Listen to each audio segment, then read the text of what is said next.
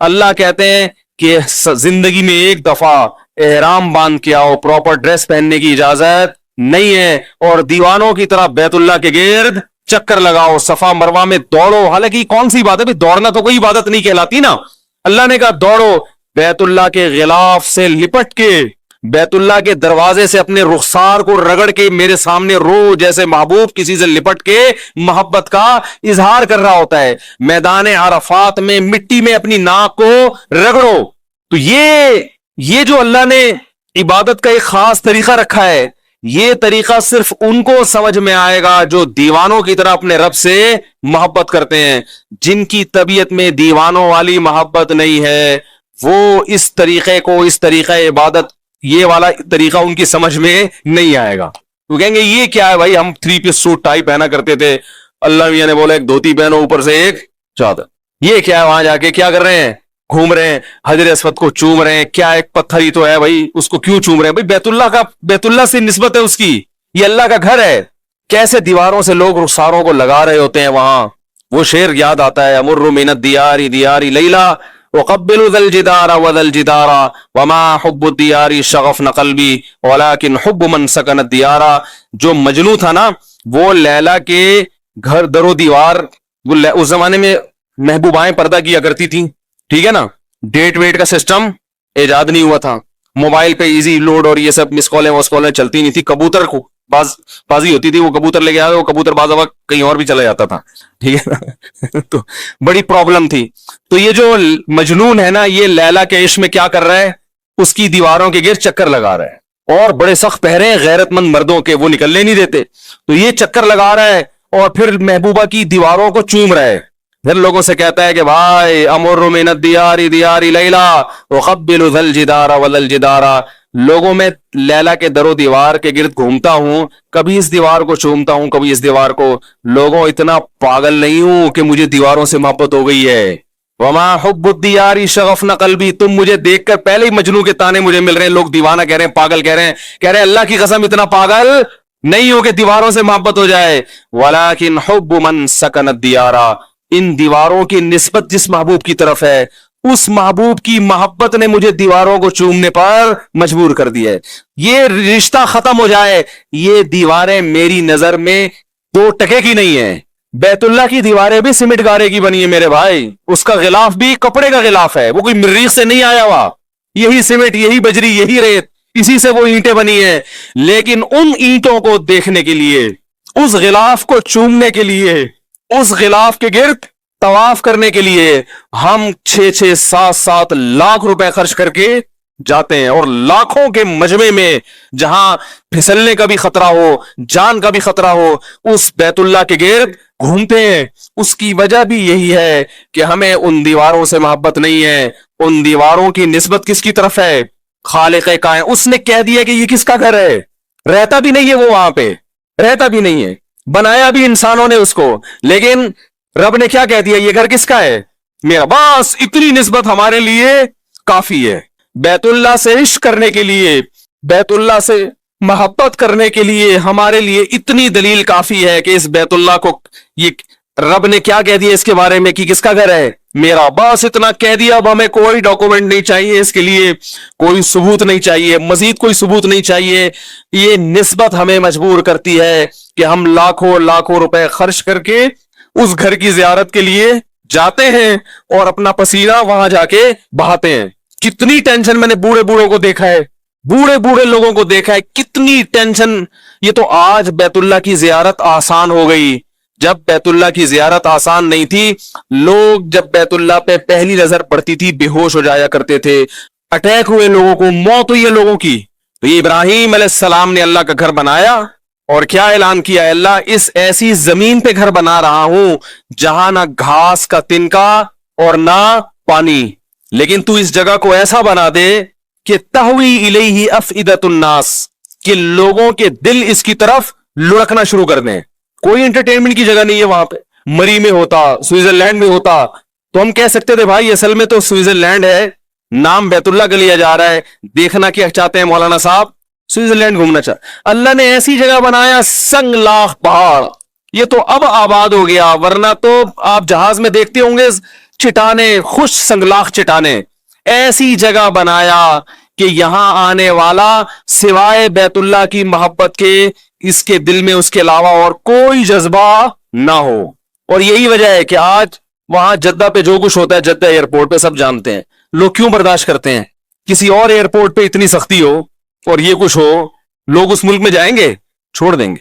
ये बैतुल्लाह की मोहब्बत है जो लोगों को खींच के लाती है। तो अल्लाह ने हज क्यों रखा है? दीवानगी के इजहार के लिए। नबी सल्लल्लाहु अलैहि वसल्लम ने फरमाया, दा ख़तामल ईमान मन रज़िया बिल्लाहि रब्बा व बिल इस्लामी दीना व बि मुहम्मदिन सल्लल्लाहु अलैहि वसल्लम नबिया।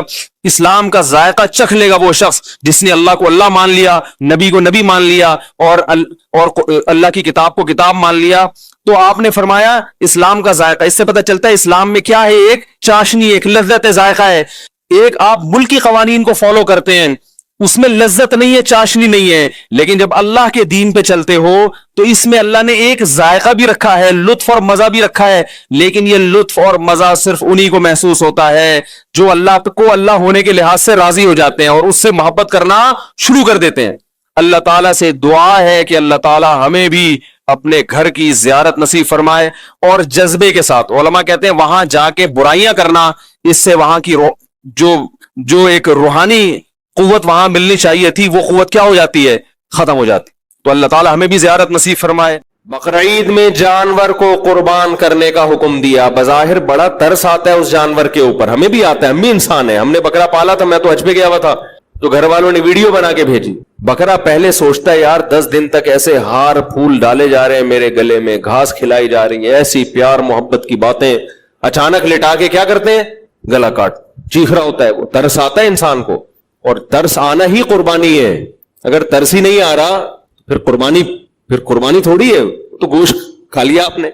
इब्राहिम अलैहिस्सलाम जब अपने बच्चे को ज़बह करने के लिए लिटा रहे थे तो उनको तरस आ रहा था कि नहीं आ रहा था? बोलो ना यार, आप लोग पता नहीं क्या मसला है आप लोग के साथ यार। नींबू ला के लिखूंगा मैं, सब लोग थोड़ा थोड़ा खाएं। गम भी हो रहा था ना, तो यही तो कुर्बानी थी। सास को अगर हुक्म दिया जाता कि बहू को ज़बह करो, क्या ख्याल है? या बहू को हुक्म दिया जाता सास को ज़बह करो, ये कुर्बानी होती? सास कहती अच्छा है, सांप भी मर गया और लाठी भी नहीं टूटे, सवाब का सवाब और बहू भी शाट। बाप को हुक्म दिया जा रहा है क्या करो, बेटे को ज़बह करो। इब्राहिम अलैहिस्सलाम को अल्लाह ने हुक्म दिया अपनी ज़ौजा हजरत हाजरा को शाम से चल के, अर्ज़ शाम से, और मक्का की बेआबान जमीन में छोड़ के आ जाओ जहां ना पानी है ना घास का तिनका है। हजरत इब्राहिम इस पे खुश थे, तबई तौर पर गम था ना उनको कि अपनी इस शहीदी ज़ौजा को मैं कहां छोड़ के आ रहा हूं। परहेजगार ज़ौजा थी, कितनी परहेजगार के इब्राहिम अलैहिस्सलाम के हुक्म पर भी उन्होंने अमल किया, तभी तो कुर्बानी थी कि दिल गमज़दा था। आज किसी को हुक्म दो अपनी बेगम को वहां छोड़ के आ जाओ, वो प्रैंक बने हुए होते हैं ना, बेगम साहिबा मैके जा रही हैं, बंदा कह रहा है बहुत अफसोस हो रहा है, जैसे ही वो मुंह उधर होता है नाचना शुरू कर देता है खुशी से। कितने लोग ऐसे हैं जो इंतजार कर रहे हैं काश हमें भी 10 दिन मुसलसल ख्वाब आए कि अपनी बेगम को ससुराल छोड़ के आ जाओ। बड़े मक्का ना छोड़ो, कहां छोड़ के आ जाओ।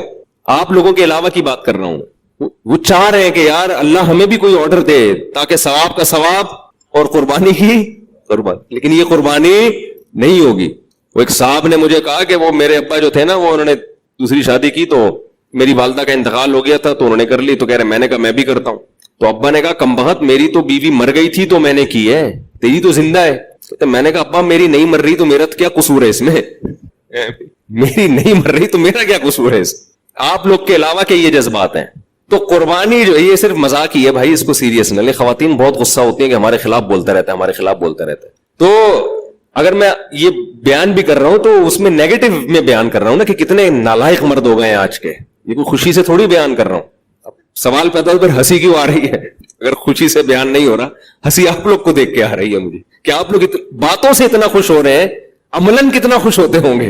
बात करने पर इतनी खुशी हो रही है आप लोगों को, अगर अमलन अल्लाह ने हुक्म दे दिया कि इसको ससुराल छोड़ के आ जाओ तो आप खुशी से पागल हो जाएंगे। आपसे मुराद आपके अलावा। अच्छा खैर, जल्दी से टॉपिक को मुकम्मल करें, वक्त भी पूरा हो गया है। तो जब अल्लाह उसके रसूल ने कोई हुक्म दे दिया, अल्लाह का अल्लाह होना साबित हो गया, रसूल का रसूल होना साबित हो गया, अब जब हुक्म दिया जाएगा तो हुक्म आपकी खोपड़ी में आए या ना आए, आपने क्या करना है, फॉलो। हज में भी तो ऐसा ही होता है। हज तो ऐसी ट्रेनिंग है, ऐसी प्रैक्टिस है कि अपनी अकल कराची से आए हो तो कराची पे रख के आओ, ہم جاتے بیت اللہ کی زیارت کے لیے. اصل تو حج بیت اللہ کا ہے. وَلِلَّهِ عَلَى النَّاسِ حِجُّ الْبَيْتِ. علماء کہتے ہیں ہر عبادت کا ایک سبب ہوتا ہے. حج کا سبب بیت اللہ ہے, اللہ کا گھر, اس کی زیارت کے لیے. لیکن ہوتا کہاں ہے؟ عرفات میں. 9 ذی الحجہ کو اللہ کہاں بھیج دیتا ہے؟ بھائی دل تو چاہ رہے بیت اللہ میں جائیں, بیت اللہ کا غلاف پکڑیں, ملتزم سے چمٹیں. اللہ کہتا ہے نہیں, کہاں جانا ہے؟ میدان عرفات میں جمع ہونا جائے. بلکہ 8 ذی الحجہ کو موو کر جانا ہے مینا میں, بیت اللہ سے دور. پھر 9 تاریخ کو کہاں جانا ہے؟ عرفات. اور دور ہو جاؤ بیت اللہ سے, وقوف عرفات میں ہوگا. اے اللہ عرفات کے بعد ہمیں لے آ تو بیت اللہ. نا اب مزدلفہ میں رات کو قیام کرنا ہے. پھر کیا کریں؟ مزدلفہ سے مینا جانا ہے, شیطان کو کنکریاں مارنی ہے. اور یہ سارے کام 2 چادروں میں کرنے ہیں. اور پہلے دن جو شیطان کو کنکری مارنی ہے, 2 شیطان چھوڑ کے تیسرے والے کو مارنی ہے, پہلے 2 کو نہیں مارنی. کیوں بھائی؟ یہ تو راستے میں آ رہے ہیں. جب آپ جا رہے ہیں مینا کی طرف تو پہلے پہلا شیطان آئے گا, پھر دوسرا آئے گا, پھر تیسرا. نہ پہلے کو بھی نہیں, دوسرے کو بھی نہیں. کس کو؟ تیسرے کو. یا اللہ یہ کیا ہے؟ یہ شیطان تو یہ بھی ہے نا, یا یہاں بھی آیا تھا نا شیطان. دوسرے دن تینوں کو مارنی ہے, تیسرے دن بھی تینوں شیطانوں کو. پہلے دن 2 کو کیوں معاف کر دیا؟ اللہ کہے گا جب میں کوئی آرڈر دے رہا ہوں آپ کھوپڑی استعمال کرنے کی اجازت, کیونکہ اگر کھوپڑی استعمال کی لمٹ کو کیا کر رہے ہو؟ کراس. بلکہ اس سے بڑا اشکال تو یہ ہوتا ہے کہ کنکریاں مار کیوں رہے ہیں اس کو؟ وہاں شیطان تھوڑی ہے کوئی. وہاں تو ابراہیم علیہ السلام کے سامنے شیطان آیا تھا تو تھا نا, اب تھوڑی ہے. لیکن حکم ہے کہ آپ نے کیا کرنا ہے؟ سنت ابراہیمی کو زندہ کرنا ہے. اور یہ کام آپ 15 لاکھ روپے خرچ کر کے کرو گے, 12 لاکھ, 10 لاکھ. لبرل لوگ چیختے رہ جائیں گے 10 لاکھ سے کسی غریب کی شادی کرا دیتے. اتنے مفتی صاحب کے شادیوں پہ بیان سنے, پھر بھی 10 لاکھ کسی غریب کی شادی کرائے بغیر کہاں چلے گئے؟ کنکریاں مارنے, حج کرنے. 10 لاکھ ان چیزوں پہ خرچ کیا. جس کو مذہب سمجھ میں نہیں آتا اس کو یہ سارے کام کیا لگتے ہیں؟ فضول. یہ کرنے گئے ہم 12 لاکھ 10 لاکھ. اللہ سے امید ہے کہ انشاءاللہ اگلے سال تک 10 کروڑ کا ہو جائے گا حج, جس حساب سے مہنگائی چل رہی ہے نا. جتنا جلدی ہو سکے کر لیں آپ لوگ, سمجھ رہے ہو؟ تو پھر کیا ہے کہ جی آپ اس کے بعد پھر جانور ذبح کریں, پھر آپ حلق کرائیں. 10 لاکھ آپ نے ٹینڈ کر, میں نے حلق نہیں کرایا, قصر کرایا. میرے بال یہاں تک تھے تو یہاں تک ہو گئے. آپ کہہ سکتے ہیں ٹینڈ کرانے میں کیا جا رہا تھا؟ ٹینڈ کرانے میں یہ جا رہا تھا کہ لوگ ٹینڈ کو ضروری سمجھنا شروع کر دیا لوگوں نے, ورنہ مجھے ٹینڈ ہونے سے کوئی تکلیف نہیں ہے. کیونکہ میں نے پہلی دفعہ جب حج کیا تو ٹینڈ کرائی میں نے, اس کے بعد میں نے عمرہ کیا تو قصر کا مطلب 1 انچ بال. تو بہت لوگ اعتراض کر رہے تھے کہ یہ کیسا حج ہے, آپ نے ٹینڈ نہیں کرائی. میں نے کہا اب میں قصر ہی کراؤں گا, کہ تمہیں کیا تکلیف ہے؟ جب اللہ نے اجازت دی ہے قصر کی تو آپ کو کیا ہوا؟ ہاں حلق میں 3 گنا ثواب زیادہ ہے, اس میں تو 2 رائے نہیں ہے, حلق میں ثواب زیادہ ہے. لیکن اللہ نے جب آپشن دے دیا کہ چاہو قصر کراؤ چاہو حلق کراؤ, تو ثواب تو پھر اس آدمی کا معاملہ ہے نا, اس میں دوسرے کو کیوں ہو رہا ہے کہ بھئی یہ کیوں نہیں؟ پھر مجھے خیال ہوا کہ یار یہ جو ایک چیز جو لازم نہیں ہے اس کو لوگ لازم سمجھ رہے ہیں نا, اس کی بھی نفی ضروری ہے. یہاں آنے کے بعد میں نے سوچا میں ٹینڈ کرا دوں. پھر میں نے کہا یار اب وہ لک بھی نہیں آئے گا, ثواب تو ملے گا ہی نہیں. اور وہ حج کی ٹینڈ الگ ہی ہوتی ہے, اس کا الگ ہی نور ہوتا ہے. اب دوبارہ عمرے پہ گئے تو دہشت گردی کا جڑ سے خاتمہ کر دیں گے انشاءاللہ. نہیں بھی کیا تو یہ آپ کا میٹر نہیں ہے, یہ میرا ذاتی مسئلہ ہے. کیا خیال ہے؟ خیر بات کو سمیٹوں جلدی سے. تو کیسے کام کرائے جا رہے ہیں بھائی؟ رمی, پھر ٹینڈ کرا دو. اس کے بعد اب کیا کرنا ہے؟ طواف زیارت, جو حج کا طواف ہے وہ بقرعید کے 3 دنوں میں ہی کرنا ہے. اللہ اتنا رش ہے, 3 دن کے علاوہ کچھ حکم دے دے. اللہ نے کہا نہیں, میں اسلام کی شوکت پوری دنیا کے سامنے ظاہر کرنا چاہتا ہوں. اگر بقرعید کے یہ 3 دن عظیم دن ہے, ایام نہر ہیں, قربانی کے دن ہے, عید کے دن ہے. حج کا جو طواف ہے وہ عید کے دنوں میں ہی ہوگا, عید کے دنوں کے علاوہ نہیں ہوگا. کیوں؟ عید کا دن ہے, مسلمانوں کی عظمت, شوکت, طاقت.